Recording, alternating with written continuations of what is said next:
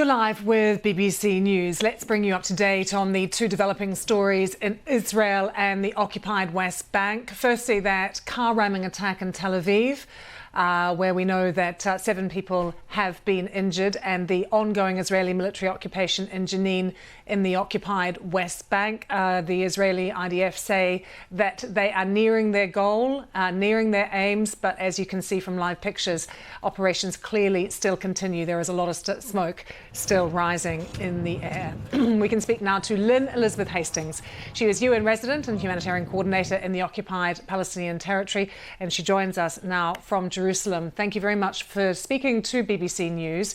Could I begin by asking you to paint us a picture of life right now in Jenin for Palestinian civilians?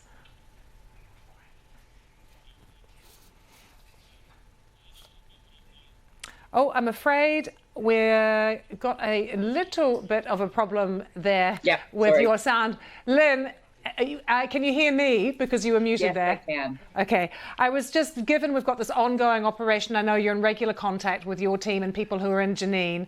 Could you paint us a bit of a picture of your understanding of what's happening right now, what life is like there for people? Sure. And thanks for having me. And I think, if I understand it correctly, you've been showing your viewers some of the pictures.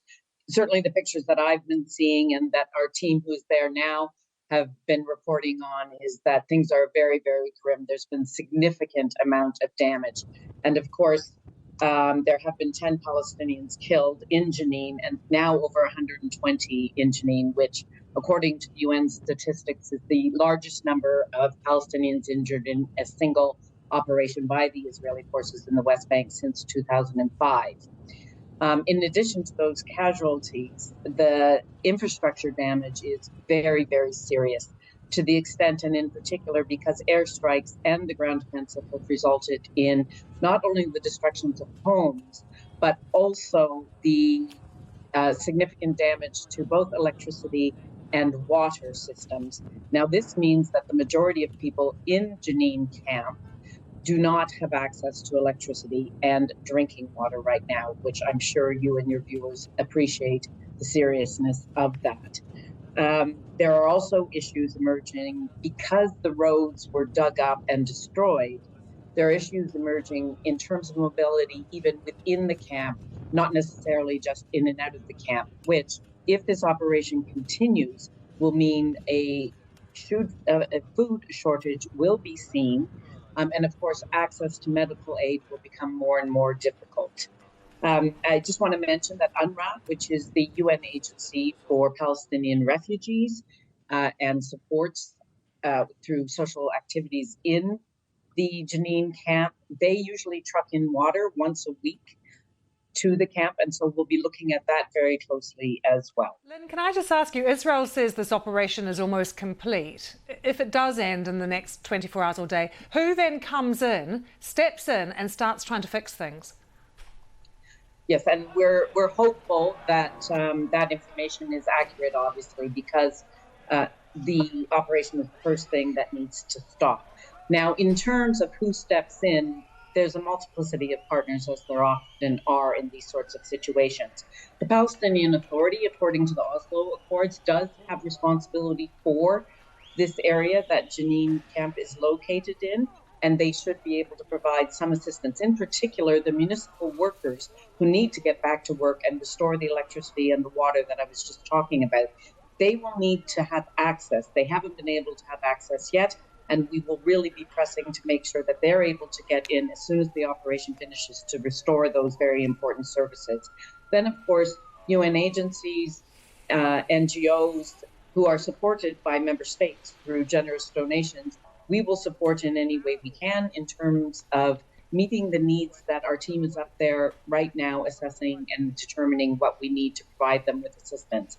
And then, of course, the Israeli government also has its own set of obligations to the Palestinian population to make sure that they are protected. And that includes things like being able to seek shelter and safety, together with access to social services, as I've mentioned, water, electricity, and being able to go back to school.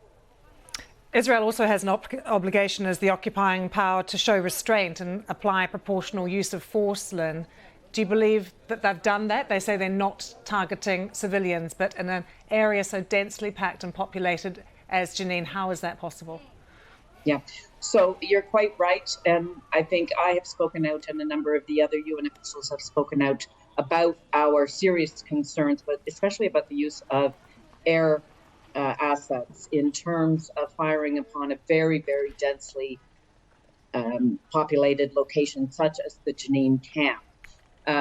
So you've quite rightly pointed out proportionality, etc. And those are the principles of humanitarian assistance.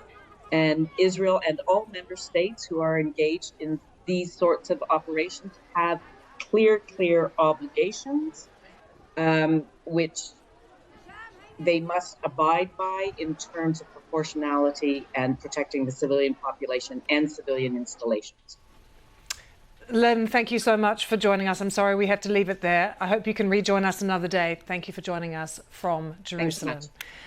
It is time now to catch up with everything that's been happening at Wimbledon. I haven't been outside. I hope it's still not raining. Paul joins us now. How's the weather been there, Paul? Yeah, hi, good afternoon. Let's find out, shall we? Because we are going to start at Wimbledon, where once again today the weather has caused problems on day two. I can tell you that play is ongoing under the roofs on the main show courts. Jenin Patak is keeping across the action for us now. Jenin, play is going on under those roofs. You're there under the umbrella. There's a couple of special VIP guests on centre court in the warm, in the dry, watching Elena Rybakina.